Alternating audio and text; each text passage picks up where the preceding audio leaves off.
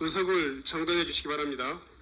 성원이 되었으므로 제416회 국회 임시회 제1차 행정안전위원회 회의를 개회하겠습니다.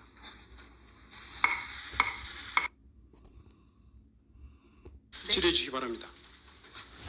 조국혁신당 정춘생입니다. 경북청장님, 굉장히 곤혹스러울 것 같습니다. 그 자리가 부끄럽지 않습니까? 예, 부끄럽지 않습니다. 얼마 전 경북청에서 발표한 수사 결과는 임성근 사단장에 대한 변론 요지에 가깝습니다. 많은 분들이 질문할 거기 때문에 제가 핵심만 짧게 질문하겠습니다. PPT 한번 봐주십시오. 제가 국민의 시각에서 여쭤보겠습니다. 제일 이해가 안 되는 부분입니다. 임성근 사단장의 구체적인 지시사항입니다. 늦은 시간, 늦은 작전 투입 등을 질책하고 신속히 수변으로 내려가 수색하도록 지시했습니다. 수풀을 헤치고 찔러보면서 바둑판식 수색하도록 지시했습니다. 이렇게 구체적인 지시를 했는데 직무상 권한이 없다는 이유로 직권남용이 아니라고 하면 어느 국민이 납득하겠습니까? 월권은 맞지만 직무상 권한이 없기 때문에 직권남용이 아니라고 합니다. 이 무슨 궤변입니까? 답변 드릴까요? 말씀해 주십시오. 직권남용은 직권을 남용해서 의무 없는 일을 하게 하거나 권리 행사를 방해해야 제가 그 성립을 법을 합니다. 몰라서 그런 게 아닙니다. 국민의 시각에서 보십시오. 네. 그 월권 때문에 한 청년이 수중 수색하다가 물살에 휩쓸려 순직을 당했습니다. 근데 아무도 그 지시를 한 사람은 책임을 안 지고 그 하부 직원만 책임을 지라고 하면 어느 국민이 납득을 하겠습니까? 이해를 시켜주십시오. 예, 그 사단장이 나가서 한 일련의 행위들은 그 행위가 그 부하 직원들로부터 의무 없는 일을 했다거나 수중수색으로 그럼 그 의무를 이행을 한 부하 직원들은 처벌을 받고 지시를 한 사단장은 책임이 없고 납득이 질의해 주시기 바랍니다. 조국혁신당 정춘생입니다. 경북청장님, 굉장히 곤혹스러울 것 같습니다. 그 자리가 부끄럽지 않습니까? 예, 부끄럽지 않습니다. 얼마 전 경북청에서 발표한 수사 결과는 임성근 사단장에 대한 변론 요지에 가깝습니다. 많은 분들이 질문할 거기 때문에 제가 핵심만 짧게 질문하겠습니다. PPT 한번 봐주십시오. 제가 국민의 시각에서 여쭤보겠습니다. 제일 이해가 안 되는 부분입니다. 임성근 사단장의 구체적인 지시사항입니다.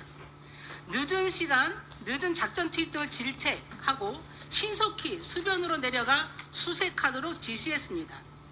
수풀을 헤치고 찔러보면서 바둑판식 수색하도록 지시했습니다. 이렇게 구체적인 지시를 했는데 직무상 권한이 없다는 이유로 직권남용이 아니라고 하면 어느 국민이 납득하겠습니까?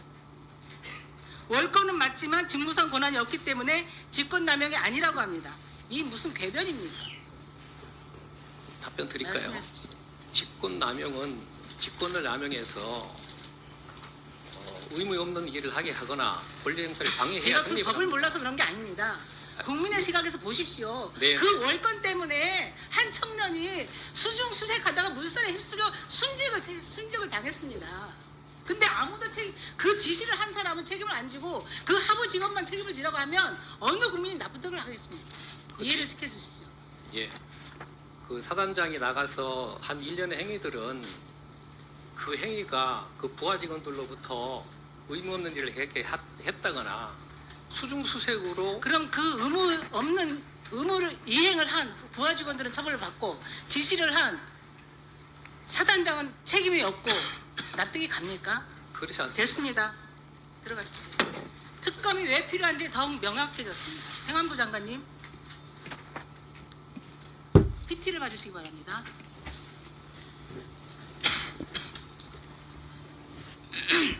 충남 서천군 주택가 산사태 현장입니다.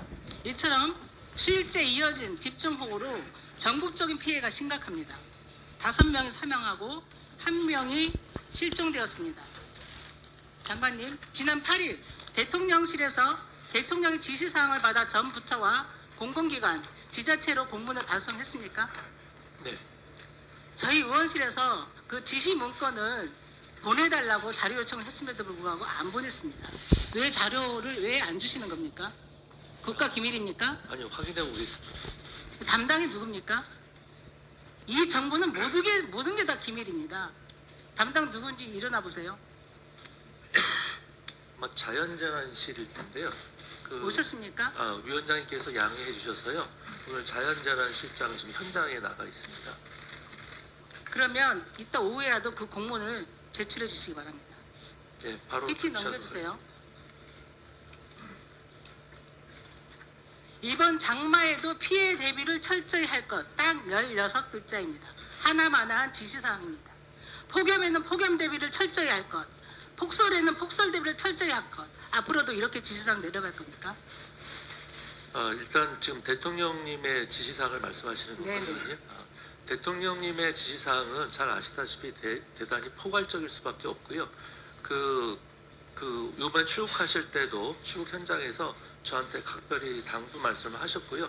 그 말씀만 하신 것이 아니고요. 행안부 장관 중심으로 가용자원 총동원하라는 말씀, 그 다음에 산사태라든가 수중사태라든가 침수사고에 만전을 기하라는 말씀도 다 하셨습니다. 문재인 정부의 지시사항은 달랐습니다. PT 한번 보여주십시오. 지난 2020년 태풍 마이삭을 대비해 문재인 대통령은 특별 지시를 내렸습니다. 위험 지역의 선제적 통제, 필요시 공공시설 등 안전한 장소의 사전 대피, 해상의 산박 피해 방지를 위한 대피 및 산업 현장 강풍 사고 방지 철저, 소방관, 경찰관 등 재난 현장 대응 인력에 대한 안전 조치, 해안가 하변천 등이 아닌 안전한 장소에 머물 수 있도록 대국민 홍보. 지시사항이 굉장히 구체적입니다. 왜냐하면 그 재난 문제에 대한 문제의식이 분명히 하고 대통령이 어떤 지시를 해야 행정기관이 어떻게 움직일 것이라는 걸 알기 때문에 이렇게 지시사항이 내려가는 겁니다. PT 넘겨주세요. 이 16자 지시사항 때문에 국민들의 반응이 난리 났습니다. 국가대표 감독 지시사항, 이번 월드컵 철저히 준비해 우승할 것. 비 오니까 장마 대비해라. 대통령 지시사항. 비 오니까 우선 들고 나가라. 아버지 지시사항. 얼마나 황당했으면 이런 패러디 글이 넘쳐나겠습니까? 지난 며칠간 수천 개에 넘는 기사 댓글들이 달리고 있는데요. 무시, 무능, 무지의 표본. 우리나라는 2년 넘게 대통령 부재 중. 무정부니까 국민들 니들이 알아서 대비해라.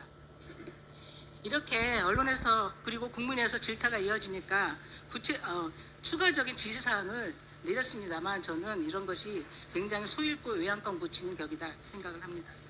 그 부분에 대해서는 저는 생각이 좀 다릅니다. 정부가 제 말씀드리겠습니다. 정부가 이렇게 무능하니까 3년은 너무 길다라고 외친 조국 혁신당의 구호에 대해서 세종시에서 1등한 거 아십니까? 이번 총선에서 공무원들이 대통령을 안 믿어요. 신뢰를 안 해요.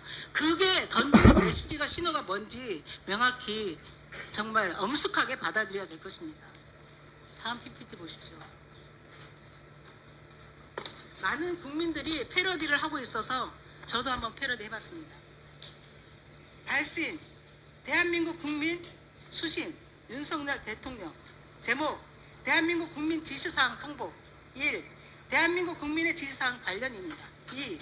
윤석열 대통령과 관련하여 국민의 지시사항을 아래와 같이 통보하오니 즉시 이행하시기 바랍니다. 7월 11일 대한민국 국민 지시사항. 윤석열 대통령은 그 자리에서 내려올 것. 이상입니다. 패러디입니다. 예, 제가 좀 답변을 좀 드리겠습니다. 아까 말씀드린 바와 같이 이제 국가라는 것은 그 계층이 있고 위계가 있는 것이기 때문에 대통령님께서 그렇게 구체적 개별적 지시를 하는 것이 꼭 바람직한 것은 아닙니다. 대통령께서 포괄적인 지시를 하고 그런 다음에 국무총리 그리고 재난본부장인 제가 개별적 구체적 지시를 하는 것이지 대통령께서 어떻게 하나하나 구체적인 지시를 하겠습니까?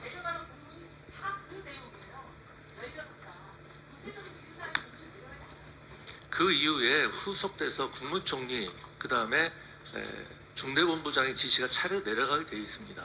네,